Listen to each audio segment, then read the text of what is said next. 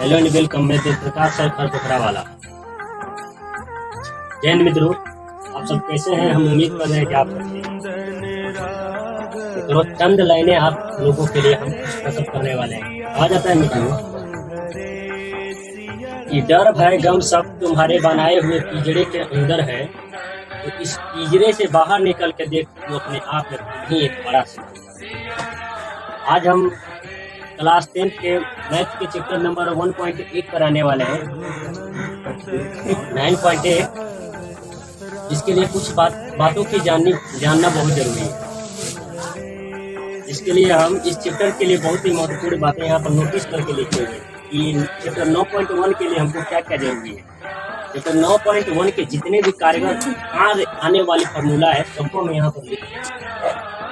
अब थोड़ा सा इसको 2 मिनट में समझते हैं कि क्या क्या करना है। इसको हम कहते हैं मान सारणी। मान सारणी वही वाला जो हम लोग याद करके रखते हैं, साइन 0 डिग्री के मान इतना, साइन 30 डिग्री के मान उतना, साइन 60 डिग्री के मान उतना, साइन 45 डिग्री के मान इतना, साइन 90 डिग्री के मान। हाँ मित्रों, इसकी काम आने वाली है। आज आपकी मेहनत जरूर रंग लाने वाली है, वो भी चैप्टर किसमें? 9.1, यानी कि साइन 0 डिग्री के मान भी रखा जाएगा, 0 डिग्री कोस थीटा का भी मान रखा जाएगा, टेन थीटा का भी मान रखा जाएगा। इनके 3 अपोजिट जो होते हैं इनके भी मान रखा जाएगा। साथ में ही हम लोग अनुपात भी पढ़ते हैं, अनुपातिक सूत्र। अनुपात मतलब बटा वाला सूत्र जो नहीं पढ़ते। साइन थीटा बराबर होता है T/H, कोस थीटा बराबर होता है V/H, टेन थीटा बराबर होता है P/T। अब इसके 3 अपोजिट होते हैं, जब इतना जान गए तो उसको लाना बहुत बड़ी बात नहीं है, बहुत ही आसानी से हम लोग ला सकते हैं। इसको उल्टा देंगे, इसका उल्टा हो जाएगा। समझ में आ रहा है? साइन को उल्टा कोसेक, इसको उल्टा देंगे तो हो जाएगा S/P। कोस को उल्टा सेक, इसको उल्टा देंगे हो जाएगा सेक। टेन को उल्टा कोट, इसको भी उल्टा देंगे, कोट का मिल जाएगा मित्रों। ये दोनों से भी महत्वपूर्ण बातें यहाँ पे लिखे हैं, इनको भी समझना बहुत जरूरी। एक को हम लिखे उन्नयन कोण, दूसरे को लिखा हूँ अवनमन। उन्नयन कोण क्या होता है और अवनमन कोण क्या होता है? देखिए मित्रों, उन्नयन कोण का मतलब होता है, सीधे सीख लेते हैं हम। उन्नयन का मतलब होता है ऊंचे में। अब जहाँ भी है वहां से आपको ऊपर की दिशा में देखना है। अब जहाँ से देखना चालू करते हैं वहीं आपका कोण बनना चालू हो जाता है। कितने डिग्री के अक्ष पर आप देख रहे हैं, कितने डिग्री पर ताक रहे हैं, वही कोण बनेगा। तो उन्नयन कोण जब भी कहेगा तो हम अपने नयन को क्या करेंगे? ऊंचा। जहाँ भी रहेंगे वहां से ऊपर की तरफ देखेंगे। मान लिया कि हमने समकोण त्रिभुज बनाया है ABC। कौन सा त्रिभुज बनाया है? ABC। कौन सा त्रिभुज बनाया है? समकोण त्रिभुज। इसका नाम क्या दिया हमने? ABC। चलिए, यहाँ से हम देखना चालू करेंगे। अगर मान लीजिए कि यहाँ हम खड़े हुए हैं, यहाँ पर हमारा सिर है, तो हमको उन्नयन कोण कब बनेगा? जब हम यहाँ से खड़ा होकर बिंदु A को देख रहे होंगे तभी ना उन्नयन कोण बनेगा। यहाँ से हमने देखना चालू किया तो कोण हमारा यही ना बनेगा। जहाँ से देखेंगे वही मेरा कोण बनेगा। एक होता है अवनमन कोण। अवनमन का मतलब देखिए नमन। नमन का मतलब क्या होता है? प्रणाम करना। आप किसी को नमन करना चाहिएगा तो क्या सर के ऊपर उठा के कीजिएगा कि सर को झुका कर कीजिएगा? सर झुका कर। अवनमन कोण हमेशा कहाँ से? ऊपर से नीचे की तरफ देखने में बनता है। कहाँ से कहाँ बनता है? जब हम ऊपर से नीचे देखते हैं तब क्या बनता है? अवनमन कोण। और जब हम नीचे से ऊपर देखते हैं तब क्या बनता है? उन्नयन। यहाँ पर मान लीजिए कि A बिंदु कौन है? हम है। कौन है? A बिंदु। ये हमारा सिर है। A बिंदु क्या है? मेरा सिर। यहाँ से हम नीचे इस बिंदु को देख रहे हैं तो कोण कहाँ पर बनेगा? ऊपर ही तो बनेगा, यही तो बनेगा कोण। यहाँ पे कोण बनेगा तो हम एकांतर कोण से यहाँ भी कोण बना सकते हैं। जब भी जेड की आकृति बनती है तो कौन सा कोण बनता है? एकांतर कोण। यानी यहाँ पे अगर 12 डिग्री का कोण बनता है तो यहाँ भी कितना डिग्री का कोण होगा? 12 डिग्री। तो देखिए यहाँ पर जेड की आकृति बना देगी एगो, यहाँ से जेड की आकृति बनेगी ना, तो यहाँ पर थीटा है तो यहाँ पर भी क्या हो जाएगा? थीटा। आप सभी समझ गए उन्नयन का मतलब क्या होता है, अवनमन का मतलब क्या होता है? जब भी उन्नयन कहेगा तो नीचे से कहाँ देखना है, और जब भी अवनमन कहेगा तो ऊपर से कहाँ देखना है। चलिए, इसी के साथ हम अपना 9.1 के चैप्टर 9.1 के देख लो पहला नंबर क्वेश्चन करने चले। ठीक है, पहला नंबर क्वेश्चन करेगा कि एक सर्कस के कलाकार है जो कि 20 मीटर लंबी रस्सी पर चढ़ रहा है। जो रस्सी है वो पूरी तरीका से तनी हुई है। क्या है? मतलब रस्सी में किसी भी प्रकार के ढील नहीं है। रस्सी क्या है? टाइट है। और उस रस्सी को किसमें बांधा गया है? तो एक जमीन पर खंभा हला दिया गया है, एक बड़ा सा खंभा, एक छोटा सा खंभा। बड़े खंभा के लास्ट एकदम शिखर पर ले जाके एक रस्सी को बांध दिया गया है, और रस्सी के दूसरे हिस्से के जमीन के दूसरे बिंदु यानी दूसरे छोटा खूंटा से गाड़ दिया गया है। यानी कहने का मतलब इसका चित्र किस प्रकार से बनेगा? इस प्रकार से। मान लीजिए कि जमीन है, 9.1 के किसी भी प्रकार के सवाल बनाना है, सबसे पहले आंख मूंद के एक पाई दे दीजिए, खंबा हमेशा खींचिए। खंबा खींच दिया आप, चलिए इस खंबा का हमने नाम दे दिया ए और बी। खंबे का नाम क्या है? ए और बी। खंबा के शिखर ए है और पाद क्या है? बी है। यानी खंबा का जो सबसे अधिक लास्ट वाला ऊंचाई है कौन है? ए। कहाँ पे खंबा को हलाया गया है? धरती में गाड़ेंगे तो नीचे वाला बिंदु को पाद बिंदु कहते हैं और ऊपर वाले बिंदु को शिखर या चोटी के नाम से जानते हैं। आ रहा समझ में?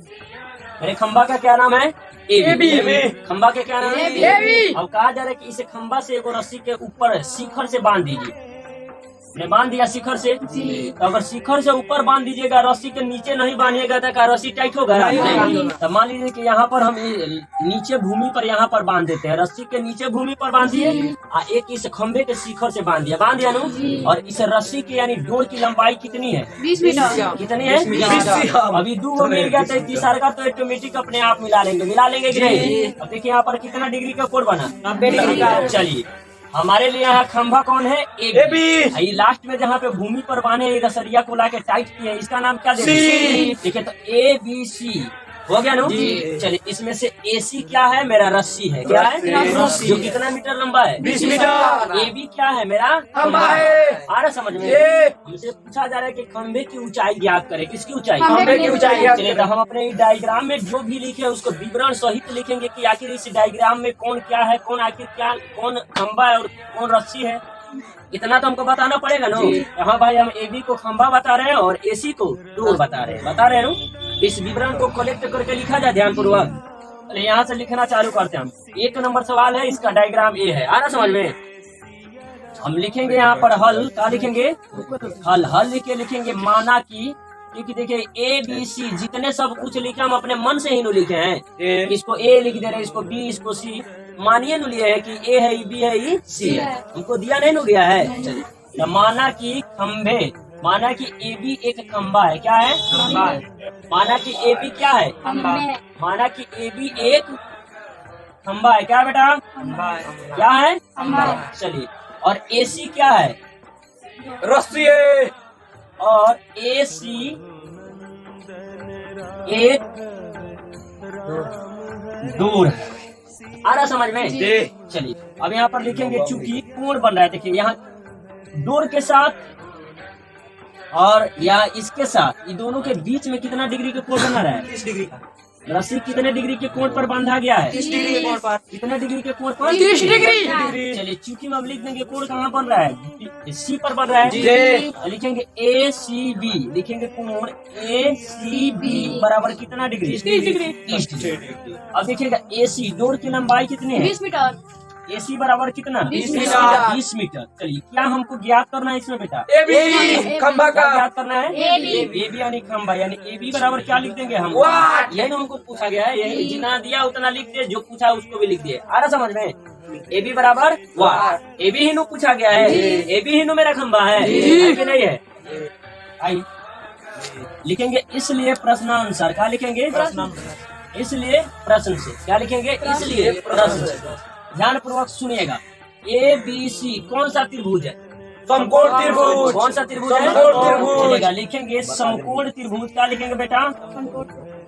समकोण त्रिभुज ए बी सी में अब हम डोर खंभा सब भुला जाते हैं। क्या क्या भुला जाते हैं? डोर खंभा सब भुला जाते हैं। अब हमने क्या लिया है? समकोण त्रिभुज।